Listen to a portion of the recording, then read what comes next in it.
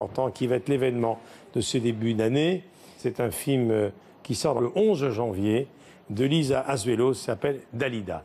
C'est un film époustouflant sur la vie de Dalida, mais c'est la chanteuse, bien sûr, qui va revivre sur l'écran. Mais c'est aussi une femme qui n'était pas douée pour le bonheur. Et vous savez qu'elle a terminé sa vie dans des conditions dramatiques. Elle nous a quittés à 54 ans. C'est le 3e film de Lisa Azuelos, après LOL et puis Comme tu es belle. L'italienne que vous allez voir, qui incarne Dalida, est absolument exceptionnelle. Elle s'appelle Sveva Alviti. Orlando va venir évidemment. Celui qui joue le rôle d'Orlando, Riccardo Scamarcio, sera là également.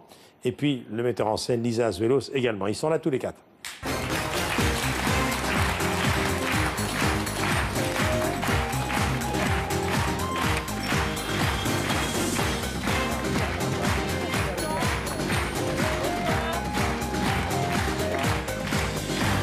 Ma chérie, voilà, voilà.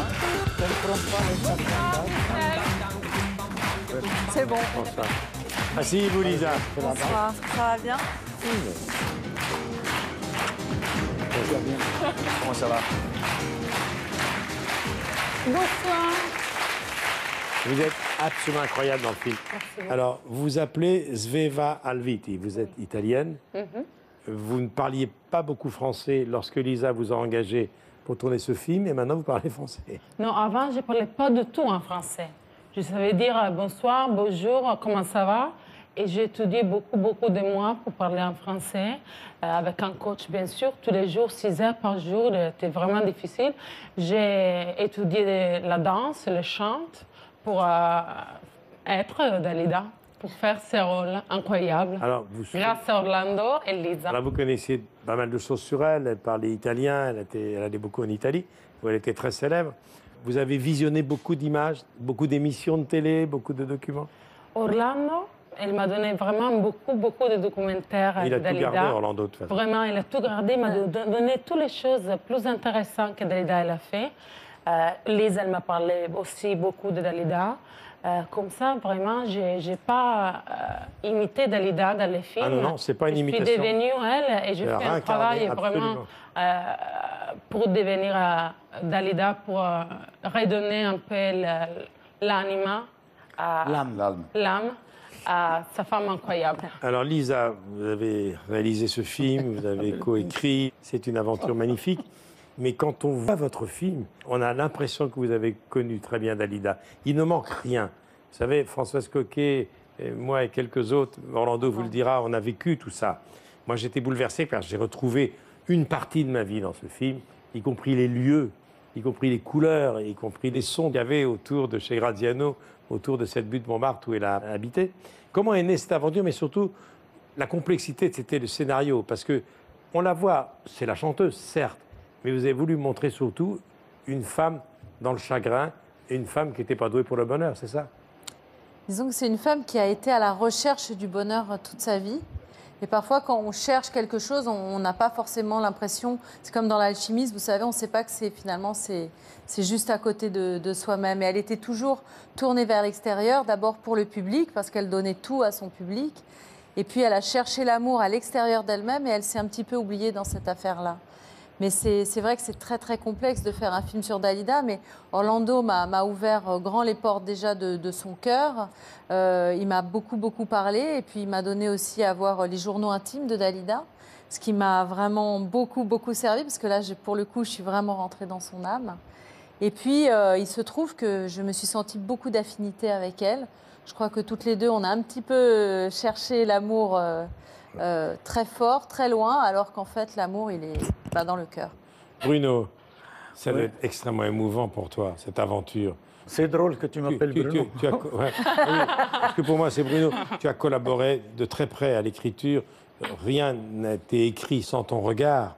Tu ne voulais pas que ce film se fasse d'une autre manière, en réalité. Il a été fait tel que tu le souhaitais. Je suis heureux du résultat. Ouais. Surtout quand on s'est rencontré avec Lisa, qu'on a travaillé, j'étais là simplement pour donner, si vous voulez, un peu la colonne vertébrale, de expliquer un peu historique. Mais après, une fois qu'on qu'on avait vu certains points, et je lui ai laissé la totale liberté à Lisa de réaliser le film qu'elle voulait, parce que je pense que quand on fait confiance aux gens, une fois qu'on a dit ce qu'il y avait à dire, il faut laisser travailler pour avoir un certain recul, parce que sinon... Alors je voulais dire 2 mots, bien sûr, sur Sveva, la magnifique Sveva, qui franchement... Ce qui est extraordinaire, comme je le disais tout à l'heure, ce n'est pas un clone, ce n'est pas une imitation. Parce que des fois, dans les biopics, on a tendance des fois aux gens qui interprètent les personnages un peu faire une caricature. Elle s'est réappropriée Dalida. Elle a porté sa fraîcheur. C'est Dalida. C'est sa fraîcheur, c'est des naturels extraordinaires. En plus, c'est vrai qu'elle a aussi un peu la morphologie de Dalida aussi, ce qui fait qu'elle n'a eu aucun mal. Par contre, chapeau, parce que Dalida, comme on dit, n'a pas eu une vie... Comme je dirais, sa vie personnelle n'a pas été un long fleuve tranquille. Non. Tellement d'étapes, elle se l'est appropriée d'une manière divine. Alors, Riccardo Scarmaccio vous a un rôle considérable puisque vous jouez Orlando. Oui, c'est ça. Parce qu'on ne peut pas parler de Dalida sans parler de son frère. Ça, c'est sûr. Ce qui est bouleversant dans cette carrière, c'est aussi ce duo, parce que Bruno a consacré sa vie à sa sœur. Vous connaissiez Dalida ? Ben oui, bien sûr, je la connaissais. Mes parents, ils m'ont parlé beaucoup, évidemment.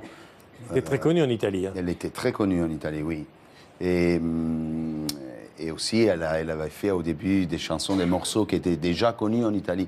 Donc, les chansons de Dalida, pour nous, en Italie, représentent aussi une tradition de la musique napolitaine italienne. Donc, mais ce qui était étonnant, c'est qu'avant de commencer le film, on s'est rencontrés. Parce que Lisa, elle m'a proposé le rôle. Et moi, j'ai hésité. Moi, j'ai hésité un tout petit peu. Mais après, elle a pris un avion.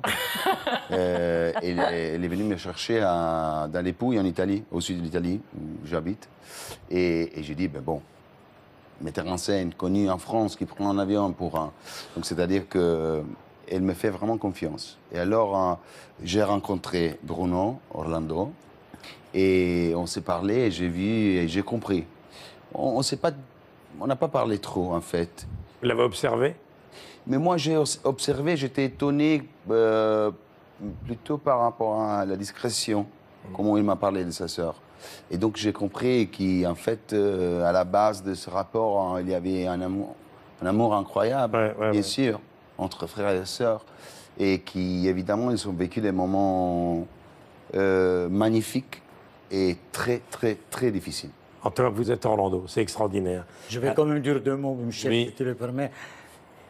J'ai la chance quand même d'avoir Riccardo Scamarcio, que c'est une star en Italie. Énorme star en Italie. On a toujours pensé à lui pour le film. Mais moi, quand j'avais pensé à Riccardo, j'avais pensé pour le rôle de Luigi-Tenco. Et quand il a lu le scénario, il a trouvé... Un des grands amours de Dali. Eh oui, il a trouvé que mon rôle était plus petit. Donc, voilà. Alors, il y a tous les personnages clés de la vie de Dali qui défilent. Il y a Orlando, il y a Lucien Maurice, qui était le patron d'Europe 1, qui a été son mari, qui est joué par Jean-Paul Rouve, qui est formidable. Il y a Nicolas Duvauchel, qui joue le comte de Saint-Germain, Richard Chanfray. Il y a Neil Schneider, qui joue Jean Sobieski, le jeune peintre qui était fou d'amour pour Dali. Il y a Vincent Pérez, qui joue Eddie Barclay. Il y a également Patrick Timsit, qui joue Bruno Cocatrix. Et il y a Alessandro Borgi, qui joue Luigi Tenco. Alors, on va voir la bande-annonce, et vous allez voir, c'est absolument saisissant. Un film de Lisa Azuelos, Dalida, qui va être un événement. Regardez.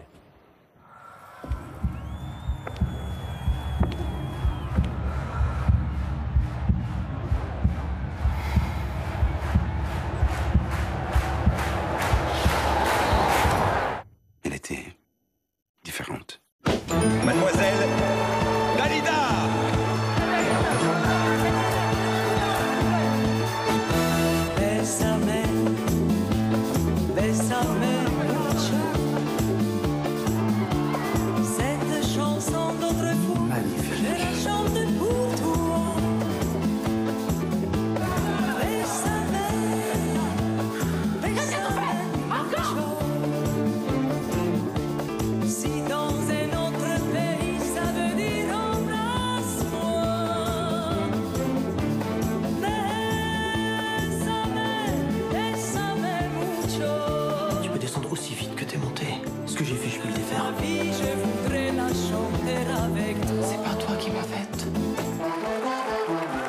C'est vie publique.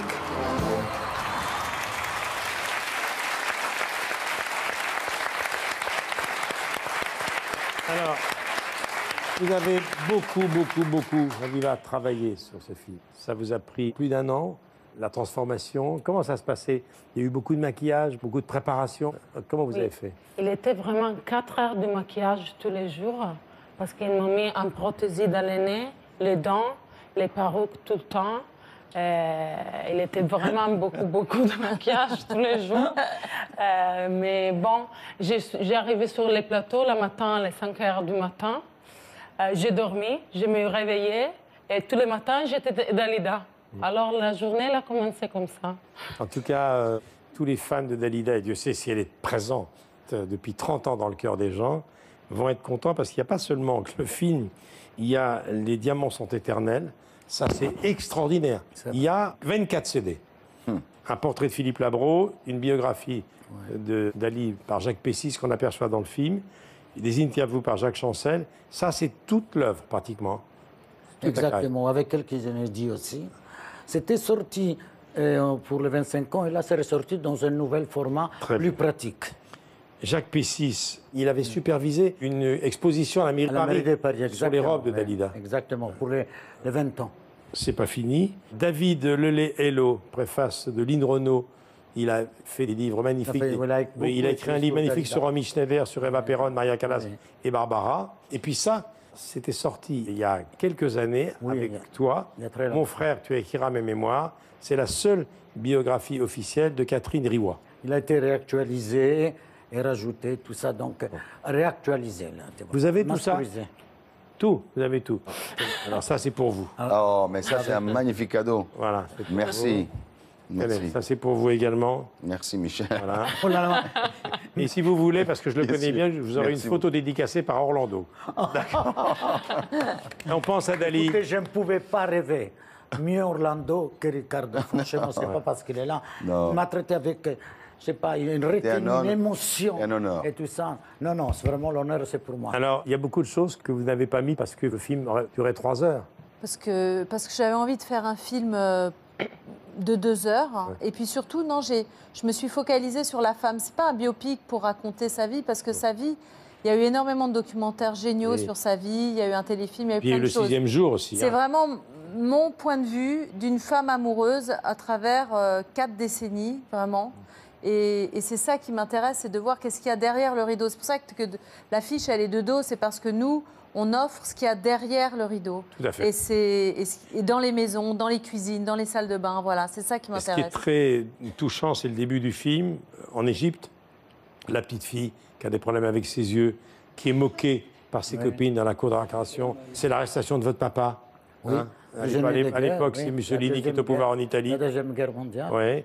Je trouve qu'Elisa, c'est toujours difficile de parler devant l'intéressé. Mais elle a réussi son film, pourquoi? Parce qu'elle a trouvé le bon tempo. Elle ne s'est pas attardée, elle a tout survolé parce que, comme je disais, que ce soit la vie artistique, que ce soit la vie de la femme publique ou de la femme privée, tout ça tenir en 2 heures, il fallait vraiment avoir du talent.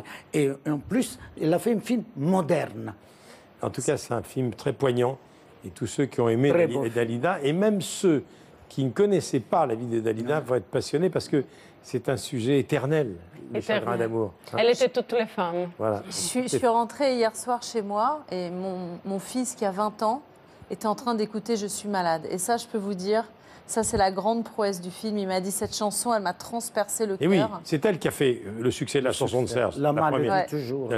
Serge, et puis avec le temps de Ferré, et puis il y a des chansons incontournables. La colonne du film, Michel, bien sûr. Elle est extraordinaire. Et là, on se rend compte qu'en définitive, elle a pratiquement, même à ses débuts, pratiquement chanté sa vie et on ne s'était pas aperçu.